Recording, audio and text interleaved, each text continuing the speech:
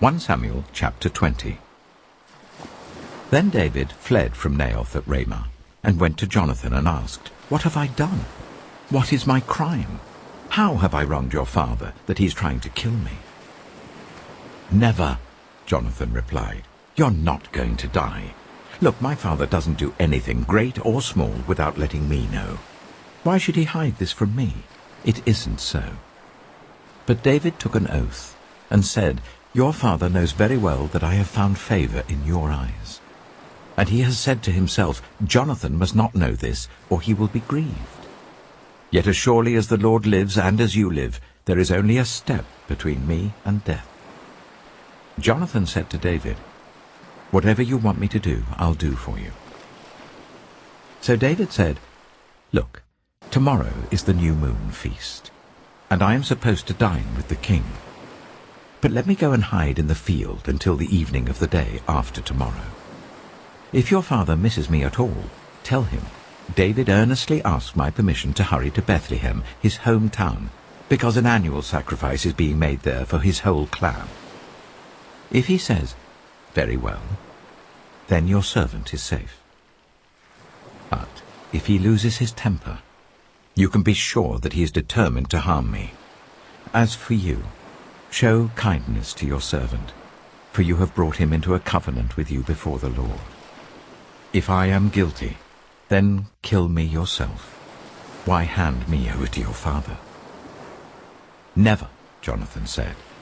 "If I had the least inkling that my father was determined to harm you, wouldn't I tell you?" David asked, "Who will tell me if your father answers you harshly?" "Come," Jonathan said, "let's go out into the field." So they went there together. Then Jonathan said to David, "I swear by the Lord, the God of Israel, that I will surely sound out my father by this time the day after tomorrow. If he is favorably disposed towards you, will I not send you word and let you know? But if my father intends to harm you, may the Lord deal with me, be it ever so severely, if I do not let you know and send you away in peace. May the Lord be with you, as he has been with my father. But show me unfailing kindness, like the Lord's kindness, as long as I live, so that I may not be killed. And do not ever cut off your kindness from my family, not even when the Lord has cut off every one of David's enemies from the face of the earth." So Jonathan made a covenant with the house of David, saying, "May the Lord call David's enemies to account." And Jonathan made David reaffirm his oath out of love for him, because he loved him as he loved himself. Then Jonathan said to David, "Tomorrow is the new moon feast. You will be missed, because your seat will be empty. The day after tomorrow, towards evening, go to the place where you hid when this trouble began, and wait by the stone easel. I will shoot 3 arrows to the side of it, as though I were shooting at a target. Then I will send a boy, and say, 'Go find the arrows.' If I say to him, 'Look, the arrows are on this side of you, bring them here,' then come, because as surely as the Lord lives, you are safe, there is no danger. But if I say to the boy, 'Look, the arrows are beyond you,' then you must go, because the Lord has sent you away. And about the matter you and I discussed, remember, the Lord is witness between you and me forever." So David hid in the field.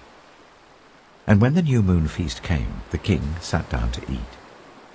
He sat in his customary place by the wall, opposite Jonathan, and Abner sat next to Saul, but David's place was empty. Saul said nothing that day, for he thought something must have happened to David to make him ceremonially unclean. Surely he is unclean. But the next day, the 2nd day of the month, David's place was empty again. Then Saul said to his son Jonathan, "Why hasn't the son of Jesse come to the meal, either yesterday or today?" Jonathan answered, "David earnestly asked me for permission to go to Bethlehem. He said, 'Let me go because our family is observing a sacrifice in the town, and my brother has ordered me to be there. If I have found favor in your eyes, let me go to see my brothers.' That is why he has not come to the king's table." Saul's anger flared up at Jonathan, and he said to him, "You son of a perverse and rebellious woman! Don't I know that you have sided with the son of Jesse to your own shame, and to the shame of the mother who bore you? As long as the son of Jesse lives on this earth, neither you nor your kingdom will be established. Now send someone to bring him to me, for he must die." "Why should he be put to death? What has he done?" Jonathan asked his father. But Saul hurled his spear at him to kill him. Then Jonathan knew that his father intended to kill David. Jonathan got up from the table in fierce anger. On that second day of the feast he did not eat, because he was grieved at his father's shameful treatment of David. In the morning, Jonathan went out to the field for his meeting with David. He had a small boy with him, and he said to the boy, "Run and find the arrows I shoot." As the boy ran, he shot an arrow beyond him. When the boy came to the place where Jonathan's arrow had fallen, Jonathan called out after him, "Isn't the arrow beyond you?" Then he shouted, "Hurry, go quickly, don't stop." The boy picked up the arrow and returned to his master. The boy knew nothing about all this, only Jonathan and David knew. Then Jonathan gave his weapons to the boy and said, "Go, carry them back to town." After the boy had gone, David got up from the south side of the stone and bowed down before Jonathan 3 times with his face to the ground. Then they kissed each other and wept together. But David wept the most. Jonathan said to David, "Go in peace, for we have sworn friendship with each other in the name of the Lord, saying, 'The Lord is witness between you and me, and between your descendants and my descendants forever.'" Then David left, and Jonathan went back to the town. 1 Corinthians chapter 2. And so it was with me, brothers and sisters. When I came to you, I did not come with eloquence or human wisdom as I proclaimed to you the testimony about God. For I resolved to know nothing while I was with you except Jesus Christ and him crucified. I came to you in weakness, with great fear and trembling.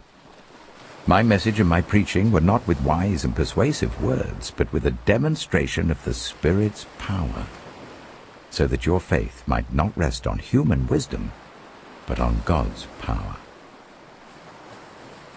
We do, however, speak a message of wisdom among the mature, but not the wisdom of this age or of the rulers of this age who are coming to nothing. No, we declare God's wisdom, a mystery that has been hidden, and that God destined for our glory before time began.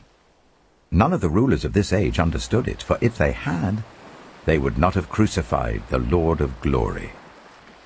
However, as it is written, "What no eye has seen, what no ear has heard, and what no human mind has conceived, the things God has prepared for those who love him, these are the things God has revealed to us by his Spirit."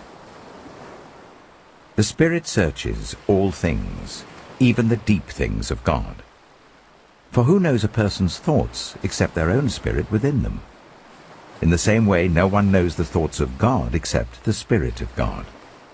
What we have received is not the spirit of the world, but the Spirit who is from God, so that we may understand what God has freely given us. This is what we speak, not in words taught us by human wisdom, but in words taught by the Spirit, explaining spiritual realities with Spirit-taught words. The person without the Spirit does not accept the things that come from the Spirit of God, but considers them foolishness and cannot understand them because they are discerned only through the Spirit. The person with the Spirit makes judgments about all things, but such a person is not subject to merely human judgments. For who has known the mind of the Lord so as to instruct him? But we have the mind of Christ.